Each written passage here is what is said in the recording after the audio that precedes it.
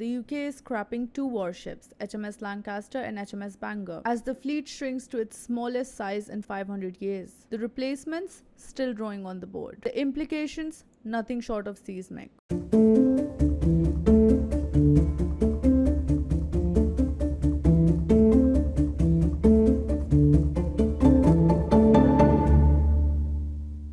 Let's start with facts. HMS Lancaster, a Type 23 frigate, and HMS Bangor, a Sandown-class minehunter, have been ordered to return home from the Persian Gulf, a region where Britain has maintained naval presence for decades. The 7,000-mile journey home will be their last. Once they dock, they'll be decommissioned, joining a growing list of vessels scrapped under the Labour government. Lancaster, the oldest Type 23 still in service, has spent the last 3 years forward deployed in Bahrain, rotating crews every 4 months to save costs. Bangor, meanwhile, has been a part of mine countermeasure forces, a critical role given Iran's history of deploying sea mines in the Strait of Hormuz, through which 25% of the seaborne oil flows. Here's the gut punch. Once Lancaster and Bangor are gone, Britain will only be left with 15 major sea surface vessels, the smallest fleet since the reign of Henry VIII. 7 frigates with 3 in maintenance or refit, 6 destroyers, 3 reportedly out of action, 2 aircraft carriers,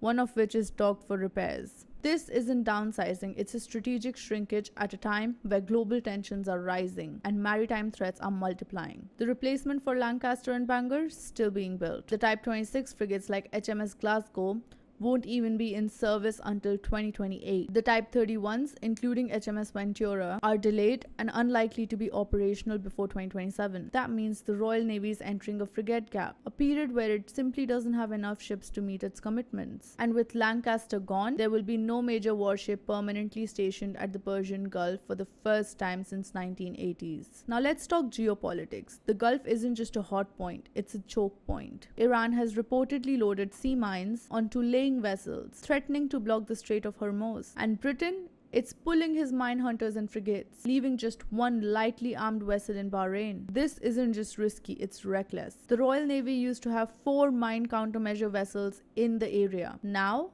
1, and no frigate to back it up. This isn't just happening in a vacuum. The current Labour government, led by Defence Secretary John Healey, has announced £500 million in defence cuts over 5 years. HMS Lancaster and HMS Bangor, HMS Northumberland, deemed beyond repair, HMS Albion, HMS Bulwark, amphibious assault ships, 2 Wave-class tankers, 31 helicopters and a fleet of drones. Healey blames the £22 billion black hole left by the previous government. Critics say that the Labour government is refusing to spend 2.5% of its GDP on defense, and it's leaving Britain vulnerable. Defense analysts warned that Royal Navy is now entering a 10-year period of fragility. The aging Type 23s are deteriorating faster than expected, and the new ships are years away. Even with refits, some vessels are simply not worth saving. The result? Britain's ability to conduct anti-submarine warfare, escort missions, and global deployments. The Navy may have to rely on allied forces to fill the gaps. One naval source told the Defense Eye, spending more than $100 million on refitting an old Type 23 looks like a bad deal.